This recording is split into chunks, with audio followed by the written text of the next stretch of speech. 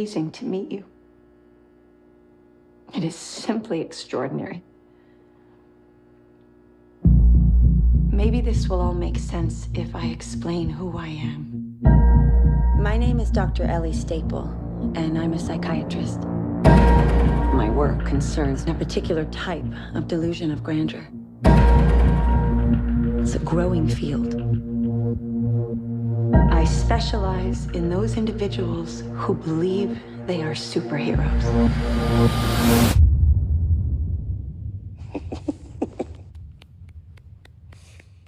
Good for you.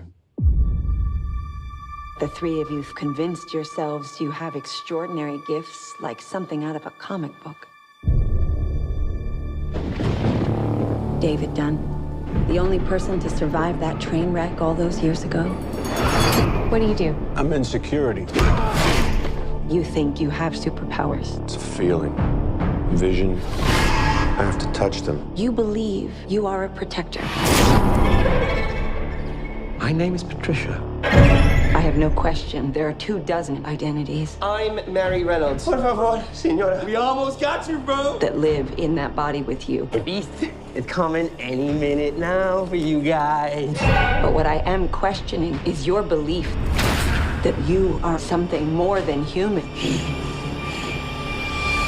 And yet, it is true. My bones break easily. I've had 94 breaks in my life. But you have an extraordinary IQ. This is not a cartoon. This is the real world. No way. And yet, some of us still don't die with bullets. Some of us can still bend steel. I've been waiting for the world to see that we exist. May I meet the beast? I hope for your sake that he likes you. That sounds like the bad guys teaming up. A lot of people are going to die. Don't do this. Are you ready?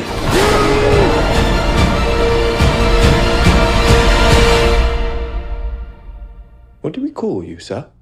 First name, Mr. Last name, Glass.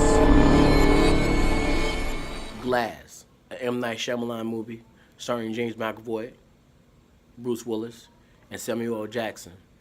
2019 to be exact, it's the year, and right now the month is January. Outside is a polar vortex going on, but that did not stop me from going to see this movie. I'm going to let you guys know how I felt about it.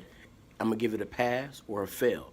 First of all, I just want to touch base on the fact that all three of the men that played inside this movie, that played the starring roles in this movie, have been inside other comic book movies or superhero movies, however you like to say it. Like, for example, Bruce Willis was in the movie called Red, which had a part 1 and a part 2. Samuel L. Jackson was in, who played inside the movie, I don't know, every Marvel movie that pretty much came out at this point. He played Nick Fury. He also played inside one of my favorite superhero movies of all time, which also has a 1 and a 2, which he plays Frozone, and The Incredibles. Also, you have James McAvoy, who played inside of X-Men. He played the one and only Charles Xavier. You cannot take that away from that man. He did a great job. He also did a great job in this movie. He actually played different roles in this movie. The character that he plays has many different personalities inside of his head, and he went through a lot. Actually, in the movie Split, it was probably about 8 or 9, maybe, that he went through in that one. In this one, he ran the gauntlet in this one pretty much. Bruce Willis, the only problem I really have with it, Bruce Willis his character wasn't really in the movie enough for me. And then the ending was kind of up in the air. Now, here's the thing. I like the ending, and then I don't like the ending at the same time. But I will say this, though. M. Night Shyamalan knows what he's doing. When it comes to, original directors that pretty much like, hey, this is my movie. I'm going to do what I want to do with this movie. That's him. He doesn't care about, excuse me, he doesn't care about Hollywood coming through trying their best to change his movie or make it what they want it to be. No, he doesn't do that. M. Night Shyamalan movie is an M. Night Shyamalan ding dong. Trust me. He knows what he's doing. He's going to do what he's going to do. Either you like it or you don't like it. That's pretty much it with him. It's like there's really no middle ground with M. Night Shyamalan. Either you love his work and you're going to back him no matter what, or you can't stand him. Like, for example, a lot of people jumped down his throat when he did The Last Airbender. Now, mind you, there was a lot of problems with The Last Airbender, but I enjoyed it. I kind of wanted him to do another one, you know. I kind of wanted him to, you know, just do a series, but they gave us one. And now I'm like, man, I really want to see more.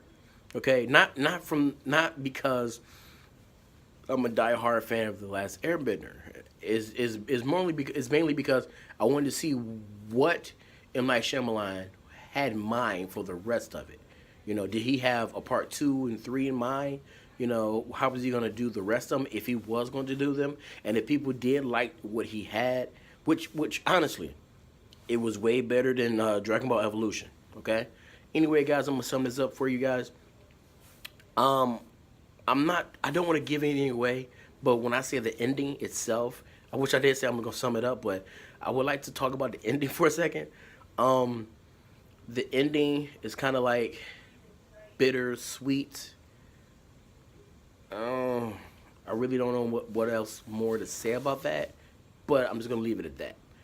Once you guys go see it, please leave a comment down below telling me that you saw it, if you enjoyed it or not. Either you loved it or you hated it, and there's a lot of people that's kind of in the middle. I've seen a lot of other reviewers that said that they were kind of like, about the movie. It's just kind of like, Anyway, honestly, in my opinion, pass or fail, I'm going to give it a thumbs up and I'm going to give it a pass, okay? If you haven't seen it in the theater, go check it out. When it comes out on DVD, please buy it. This is a movie that you want to add to your collection. Unbreakable was the first one, Split was the second, and the third one coming in last is Mr. Glass himself. And he kicked our ass. If you can pick up what I'm putting down around the town, Charlie Brown, ta-ta. You guys have a great one. Stay warm out there. Oh man, I gotta go back out here in this winter vortex.